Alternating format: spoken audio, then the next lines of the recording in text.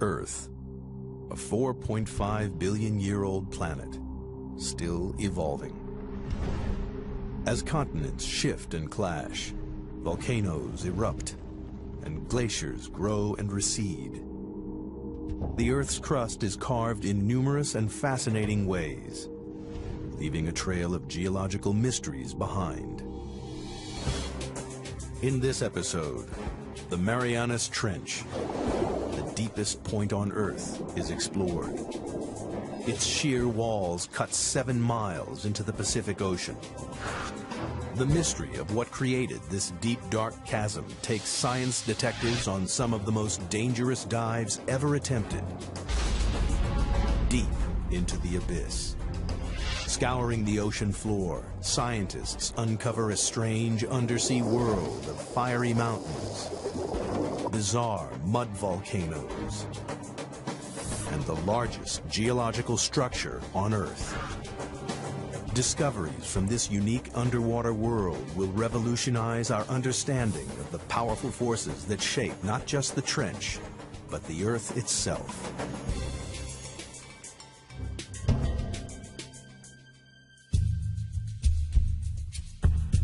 Hidden deep beneath the waves of the Western Pacific lies the Marianas Trench,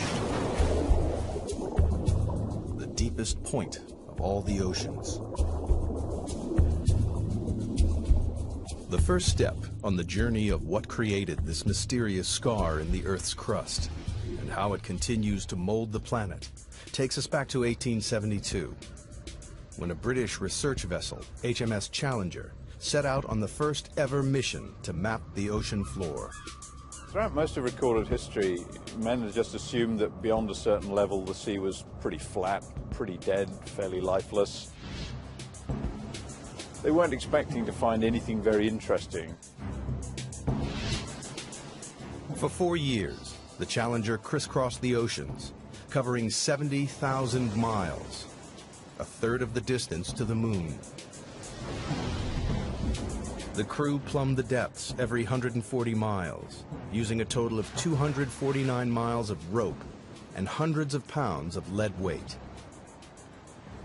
It was tedious, backbreaking work, but at the time it was the only way to measure the depth of the ocean floor.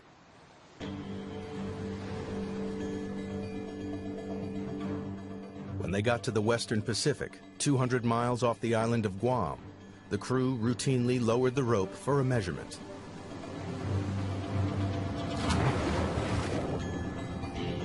But the weight kept on dropping and dropping. It's a big surprise.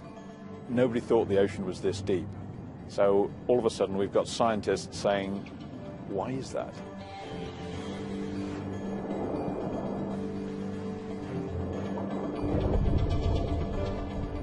Eventually, the weight struck the bottom at 4,475 fathoms, nearly 5 miles beneath the ocean's surface. The scientists will be going, wow, we've found something, and what does it mean? Is it a little hole? Is it a big hole? What kind of feature is it down there? There's a whole lot of questions you get when you find this one spectacular reading. The Challenger expedition marked the birth of modern oceanography and provided the first crude map of the ocean floor. It showed how the ocean floor gently slopes away from the land and then plummets thousands of feet into vast flat plains. But the Western Pacific is different. It drops off again into the 5-mile deep hole, a hole that blew right out of the water the long-held belief that the sea floor was flat and featureless. And it spawned a mystery, because nobody could understand how this strange underwater feature came about. It would be 75 years before any answers emerged. It took a revolutionary new technology, sonar, to push the investigation forward to the next crucial stage.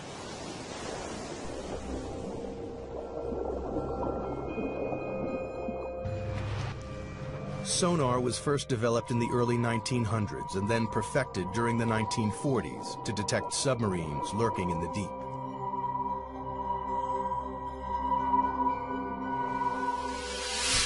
The system works by pumping sound waves through the water. The waves bounce off solid objects and are reflected back to a detector. By measuring the time it takes for the sound waves to bounce back, scientists realized they could build a remarkably accurate picture of the world beneath the waves. The world's major navies spend a lot of time and effort developing submarine hunting technology. Then the hydrographers discover that you can use this to chart the bottom of the sea. And it's an awful lot cheaper and easier than using large numbers of sailors pulling on ropes. In 1951, a British Navy research ship returned to the deep hole found by the Challenger expedition. But this time, they were armed with sophisticated new sonar equipment. And the results were amazing. Detailed sonar maps revealed that the deep hole in the Pacific Ocean floor isn't a hole at all, but part of a massive trench, 30 times deeper than the Empire State Building is high. It runs twice the length of California, 1,500 miles from the southeast of Guam to the northwest of the Mariana Islands.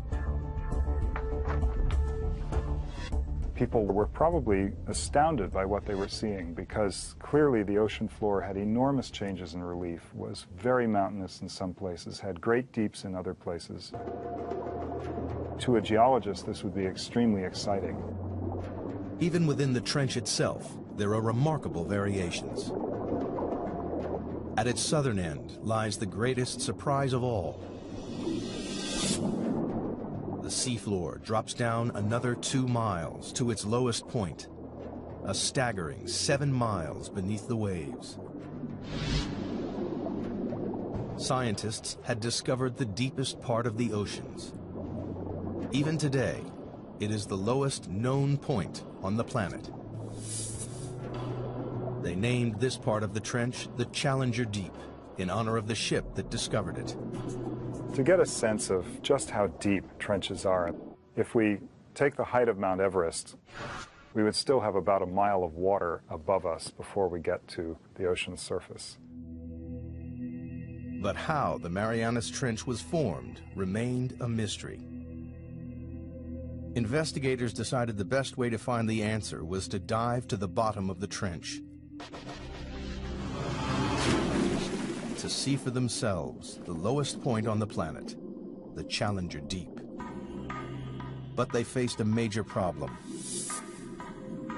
At the bottom of the trench, they would have to contend with pressure 1,000 times stronger than at the surface.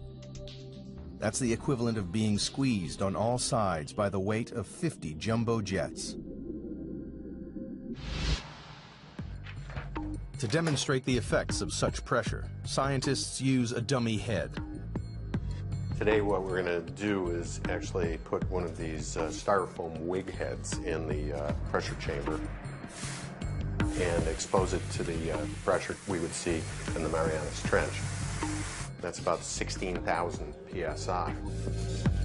A human skull would be crushed to a pulp, but the rubbery head will only have all the air squeezed out. Wow, that's smaller. And here's what the original size was, just for comparison. Quite dramatic. Pretty stark difference between something that hasn't been 7 miles deep in the ocean and something that has. Glad I'm not going there. At the Mariana Trench, human life is impossible. We're not equipped to resist those kinds of pressures. And so it's necessary to protect humans from that type of an environment. The challenge to engineers was how to accomplish this. In 1953, Swiss scientist Auguste Piccard designed the Trieste, a pioneering vehicle that could withstand the crushing pressures.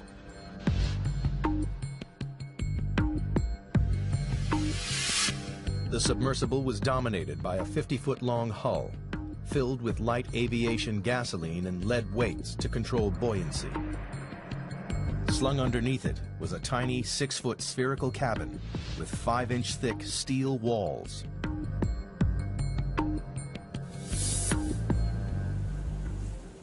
Finally, after 7 years of modifications and manned test dives no deeper than 3.5 miles, the Trieste was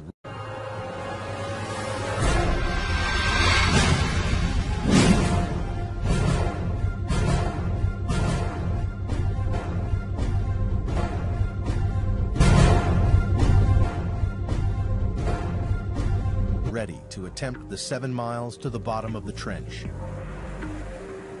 The commander of this perilous undertaking was U.S. Navy Lieutenant and deep-sea explorer Don Walsh.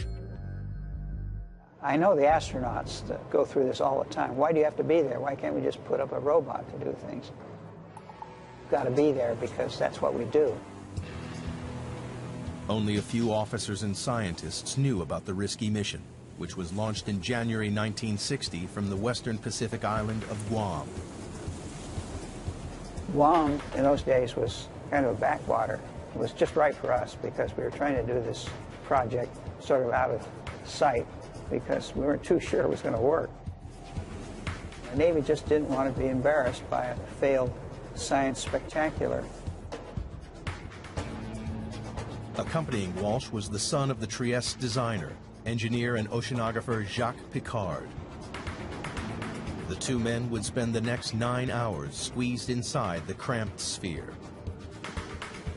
And we had 20 cubic feet of space inside. That's about the same as a household refrigerator. And the temperature was almost that cold inside. It was a drama. The story of how the Marianas Trench came to be is beginning to take shape.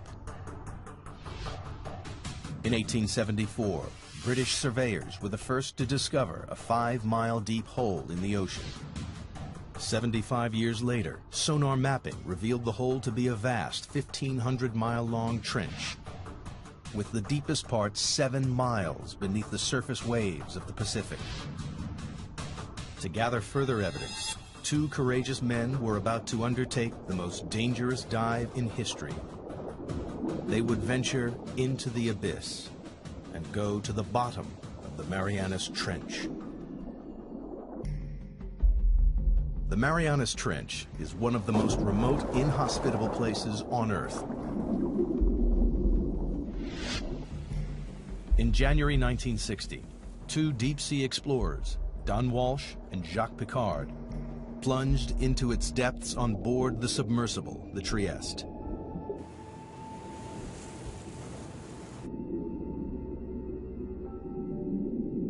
At a speed of just 3 miles per hour, they began their slow descent into the twilight zone.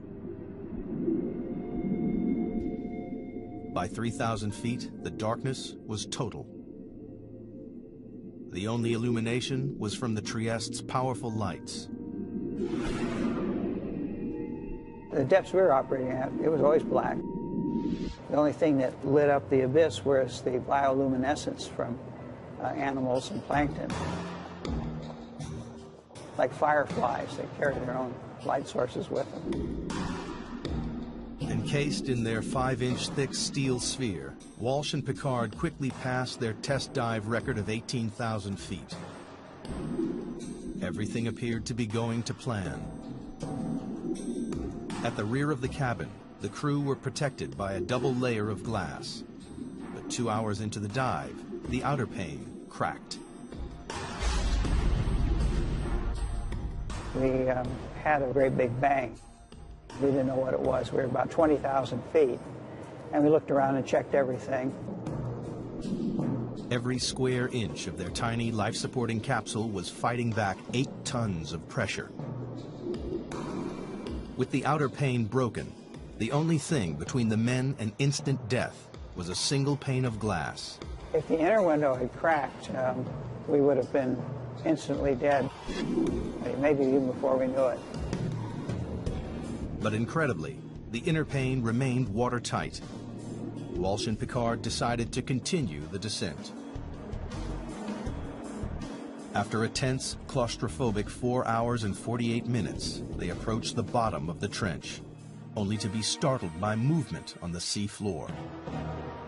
Just before we landed, we saw a flatfish about 1 foot long, And that's a bottom-dwelling fish, so if you see one, there are others.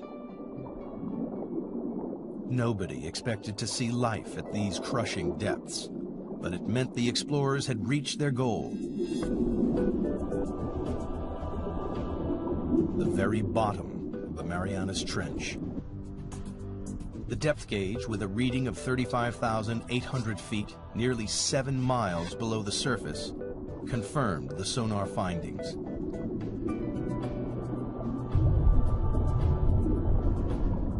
Squeezed inside their bubble of breathable air, the two explorers were closer to the Earth's center than man had ever been. We took a self-portrait. That's the picture that you see. Said we're going to do it, and we did it. But there was work to be done. Walsh and Picard wanted to make detailed observations of the enormous trench. Unfortunately, the Trieste stirred up a cloud of fine, powdery sediment from the sea floor that obscured their view. It's like being in a bowl of milk at that point. So, realizing we weren't going to see anything, we decided to go on back up to the surface. Off the island of Guam and Trieste, surfaces after a descent into the Marianas Trench.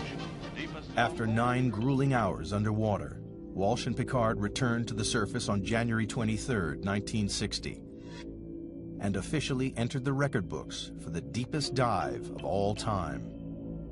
To this day, their extraordinary feat has never been repeated.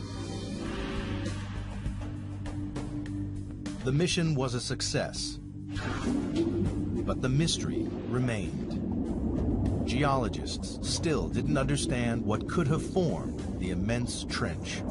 And if they couldn't find the answer inside the trench, they would have to look elsewhere. Perhaps there was something somewhere on the ocean floor that might explain the trench's origins.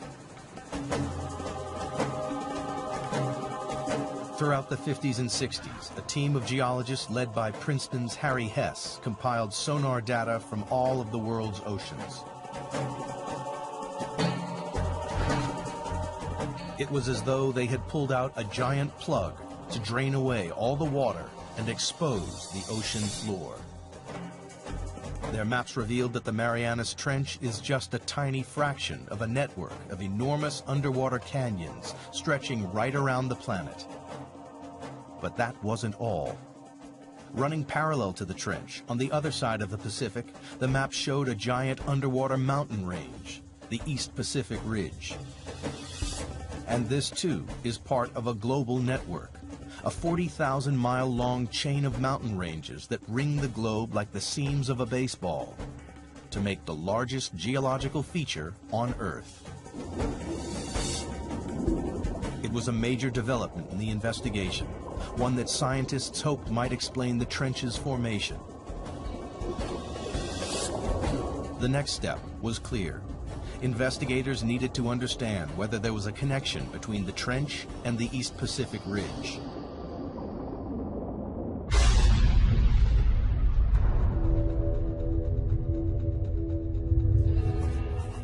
The breakthrough came from the unlikeliest of sources. During the Cold War, the U.S. built a vast network of underground seismometers to pick up atomic bomb testing around the world. Inadvertently, the seismometers also detected naturally occurring earthquakes. When geologists plotted these on a map, a pattern emerged. The earthquakes were clustered along the ocean's ridges and trenches. It was a discovery that transformed our understanding of the Earth. Geologists realized the friction that causes earthquakes comes from movements that must be occurring deep beneath the ridges and trenches. With this great investment in seismology, it became possible to locate very precisely where earthquakes had occurred. And it was these things, the precise location, the depth, and the motion, that really gave the outlines of plate tectonics. It was the birth of an extraordinary new theory. The solid layer of rock, the crust, on which the land and ocean sits is broken up into a series of vast slabs that geologists call tectonic plates. It's these plates that are moving, grinding past each other, and triggering earthquakes. The underwater ridges and trenches sit on the boundaries between tectonic plates. The East Pacific Ridge and the Marianas Trench lie on opposite edges of the Pacific Plate. The journey to discover what formed the Marianas Trench is accumulating additional evidence.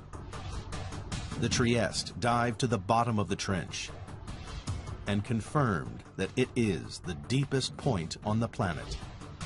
Sonar maps then revealed the East Pacific Ocean ridge running parallel to the trench. To solve the mystery of the Marianas Trench, investigators needed to find out exactly what was happening at the East Pacific Ridge, and that meant exploring these vast mountains, 8,000 feet underwater.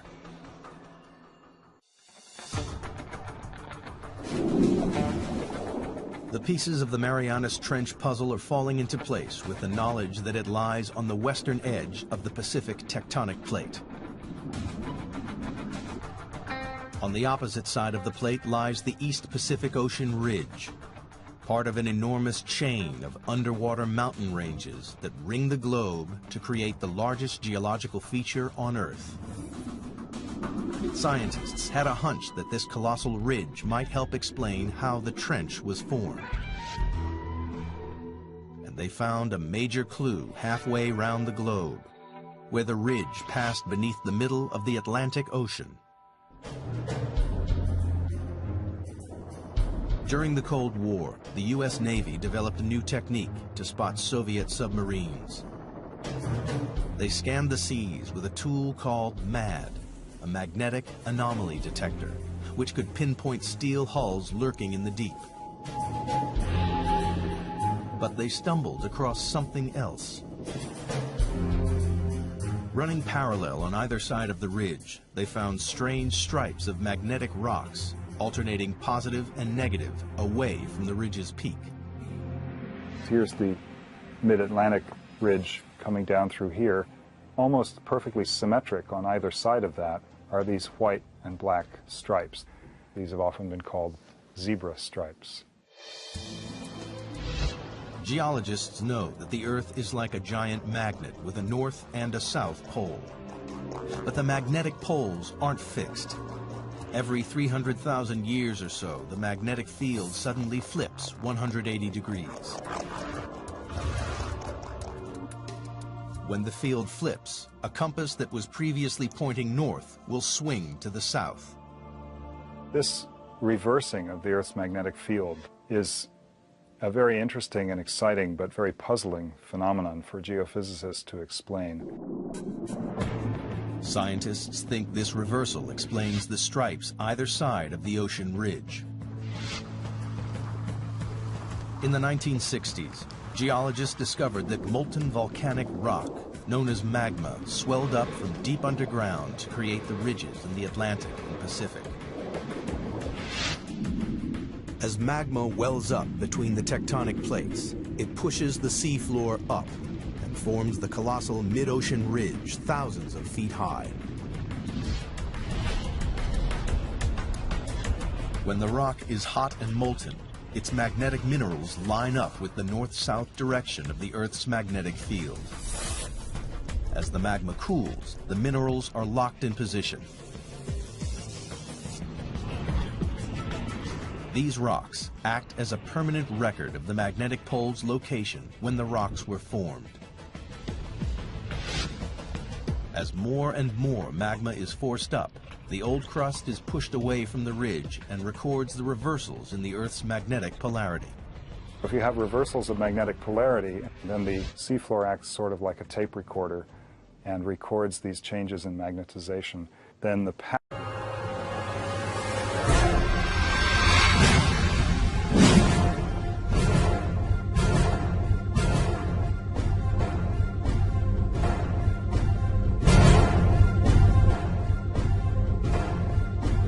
pattern of magnetic stripes allows people to calculate the speed at which the plates are moving apart.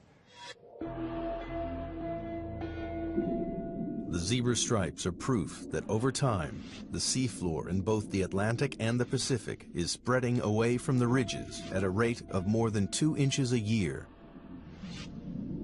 But geologists needed proof that magma created the ridge. If red-hot molten rock is forming the enormous mountain range in the Pacific, the surrounding water should be warm. In 1977, a team of scientists set out to discover whether this warm water really existed. Dudley Foster was the pilot for these historic dives. It's been an exciting occupation because you're on the cutting edge of science. New discoveries all the time. Every cruise, there's a new group of scientists with new scientific objectives, and there's the exploration and the discovery. And that's really what puts the thrill in the job.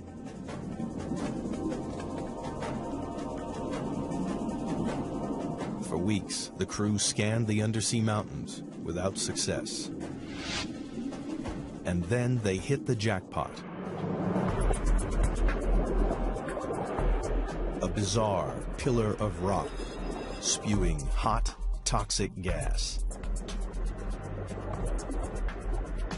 And we saw the water was sort of shimmering, sort of like bubbling in a glass teapot or something. We stuck the temperature probe in there and measured 38, 39 degrees Fahrenheit, which was really amazing because the ocean's a huge heat sink. So to see something warm like that was kind of startling. In these pillars of rock, the expedition had found the heat from the magma surging up from deep inside the Earth. It wasn't warming the water evenly along the ridge. It was channeled up through strange hydrothermal vents. When you make these discoveries, you don't know how significant they are. The true significance of them maybe takes several years to appreciate. And this was one of those times. For the investigation into the Marianas Trench, these vents are a decisive piece of evidence. They confirm that magma is continually creating new crust at the Pacific Ocean ridge. And magnetic zebra stripes prove that old crust is pushed away from the ridge towards the other side of the Pacific Plate, towards the Marianas Trench. But this presents scientists with a puzzle. If new crust is being created at the ocean ridge and the Earth isn't expanding, then the old crust must be disappearing somewhere else. The reason that there's not getting bigger with seafloor spreading is because the same amount of seafloor is being destroyed in the Pacific. Something in the Pacific Ocean is devouring the seafloor, and all the evidence points to the Marianas Trench.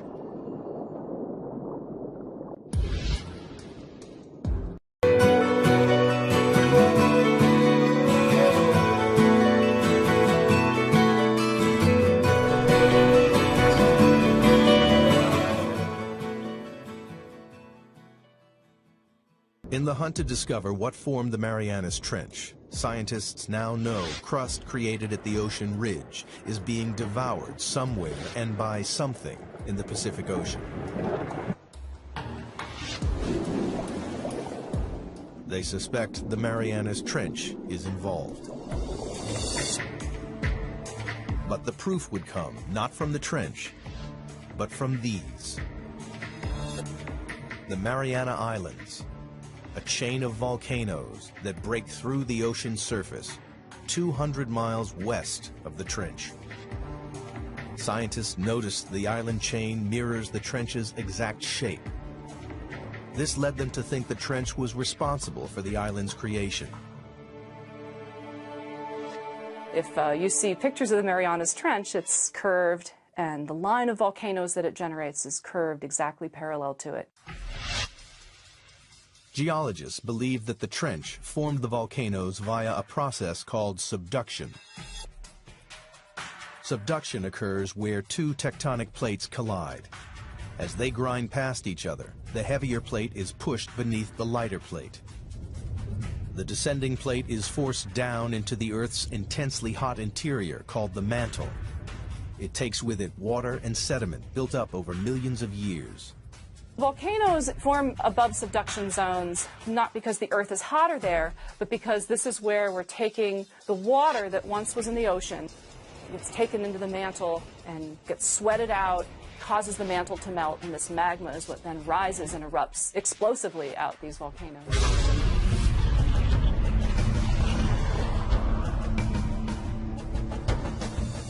The water in the sediment forces magma to swirl up and push through the plate above.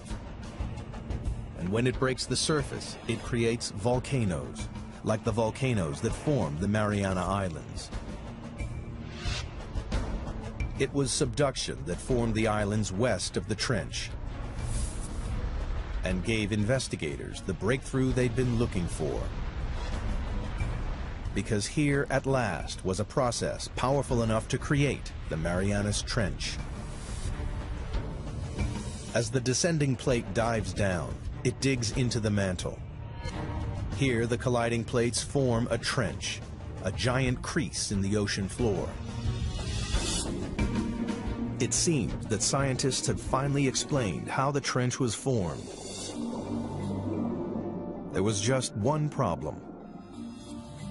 A very large problem. Around the world, subduction zones cause violent earthquakes and catastrophic tsunamis. We know subduction is happening because of the active earthquakes, and these are the most devastating earthquakes. This is the earthquake that generated the tsunami in Sumatra. Also, the other very large earthquakes in Alaska and Chile. But the Marianas Trench, the deepest subduction zone in the world, hasn't caused a devastating earthquake since records began in the 17th century. Investigators needed to know why. That's the $60,000 question. They hoped the trench's shallower western edge might provide the answer.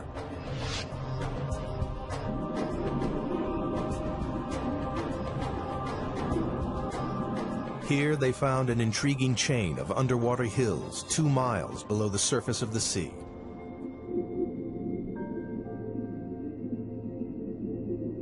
Engineers drilled down into the hills and collected core samples.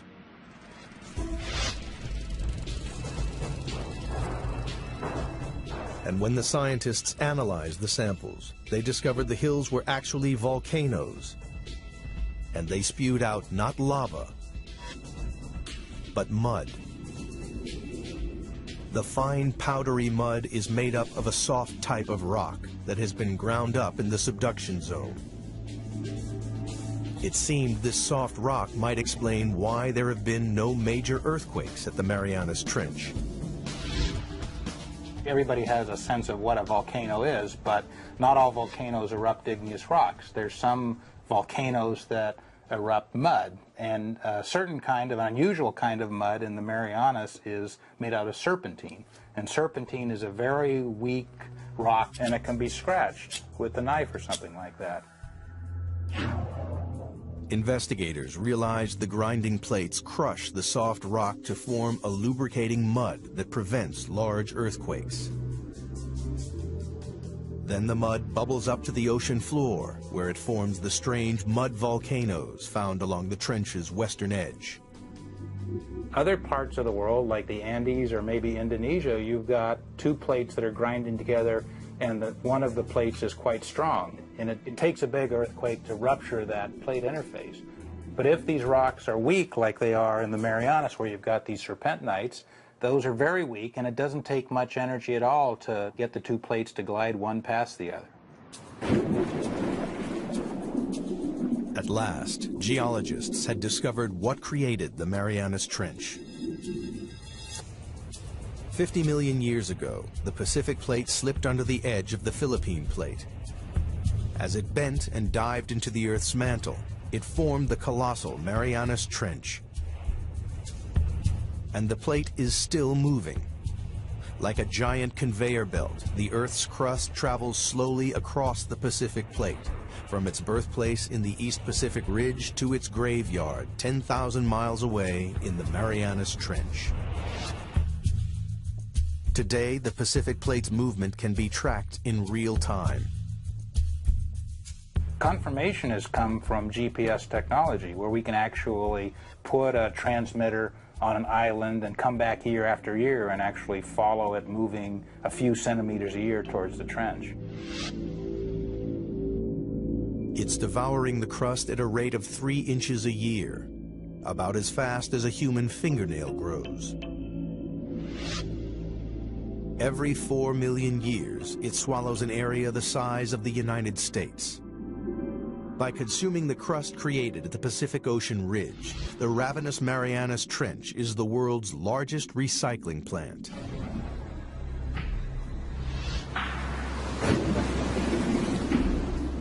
But there was one remaining and major piece of the puzzle to find. Scientists still didn't know why it is the deepest trench on Earth. They suspected the age of the seafloor at the bottom of the trench may provide the answer. It turns out there's a really strong relationship between the age of the seafloor and its depth in the water. In 1999, a team of deep sea drillers returned to the trench to collect core samples. One great thing about drilling ocean crust is we actually got pieces of it. So we're holding in our hands here the material that's actually getting subducted at the Marianas Trench, and it turned out to be 170 million years old. So we can say with confidence that's the oldest ocean floor before it's getting swallowed up in the mantle at the trench. But why is this piece of rock the oldest on the ocean floor? The seafloor at the Marianas Trench is so old because it's been so long since it was born. So it was born in the equivalent of the Eastern Pacific today, and it's just been going on longer than any other place in the oceans before it's been subducted. The Pacific Plate is the planet's largest tectonic plate, covering an area 11 times the size of the United States. When crust bubbled up at the ridge 170 million years ago, it was light and buoyant.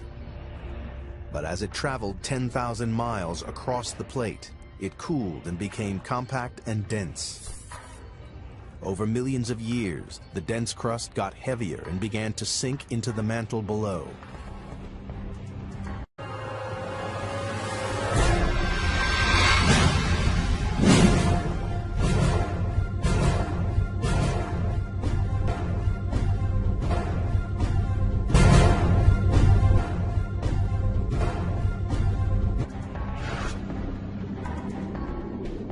Scientists realized that because the crust at the Marianas Trench is the oldest ocean crust, it's also the heaviest and so has sunk deeper into the mantle than any other area of ocean crust.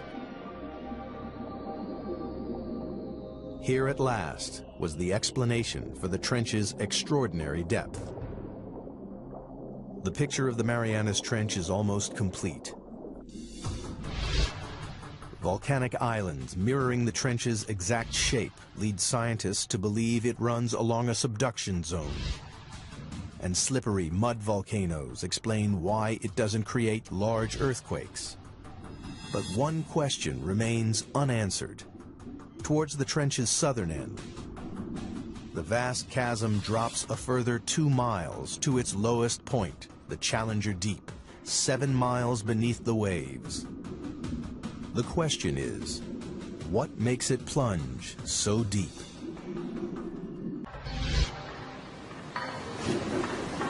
The investigation into the Marianas Trench has one final puzzle to solve. At the trench's southern end, the sea floor plummets a further 10,000 feet into a 7-mile deep chasm called the Challenger Deep. It's the lowest point on the planet. But so far, scientists have been unable to explain why this one section of the trench is so deep. Now, They believe the shape of the descending tectonic plate may hold the answer. The Challenger Deep, in addition, is a little bit deeper because of some peculiarities relating to how the slab that's going down is behaving. A narrow slab of crust has torn away from the Pacific Plate's descending edge. Well, it's basically got to do with how the slab pushes the mantle out of the way. Where you have a narrow slab, like you have at the Challenger Deep, it can sink almost vertically because the mantle that it's trying to displace can move around out of the way. Investigators have finally unraveled the mysteries of the Marianas Trench. And in the process, they've made a discovery with implications that stretch far beyond the trench itself.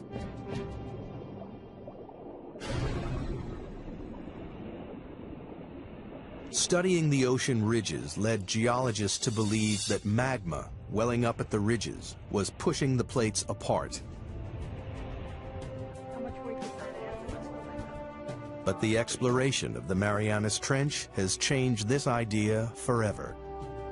People used to think that maybe the magma would kind of push the plates apart. And that idea is largely discounted now. As the ocean crust travels from the Pacific Ocean ridge to the trench, it changes from a buoyant, red-hot magma into a colder, denser, and heavier crust. The plate's leading edge becomes so heavy that it drags the rest of the plate along behind it. The heavy, cold plates at the trenches are sinking down into the mantle and pulling the plates apart at the ridges, and the magma just passively fills in the gaps. The investigation into the Marianas Trench has revolutionized our understanding of how the Earth's plates move.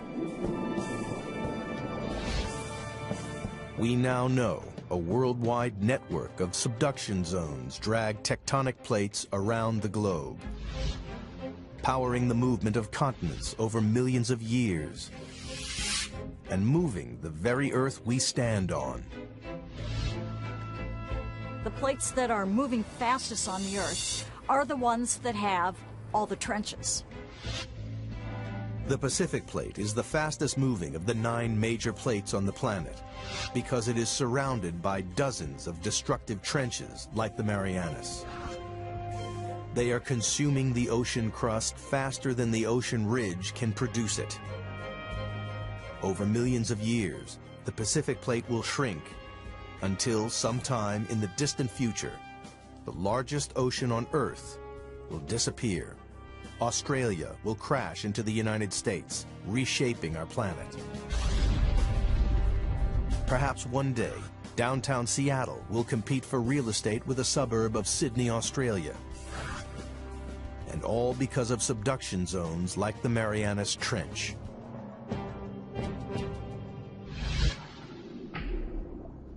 But for all its significance, man has only ever dived to the bottom of the trench once, and there are no immediate plans to return. Imagine asking someone, what is the flora and fauna of California? And saying that someone spent 10 minutes there, picked up 2 ants, come back, and said they sampled California. That's probably how well we know the Marianas Trench. To date, less than 5% of the world's oceans have been explored. But only by returning to the ocean's very deepest reaches will we fully comprehend the incredible forces that recycle and rebuild our world. The way I like to think of it is that ocean exploration leads to new research questions. And if we don't have exploration, we don't even know the right questions to ask. It is now known what a geological wonder the Marianas Trench is.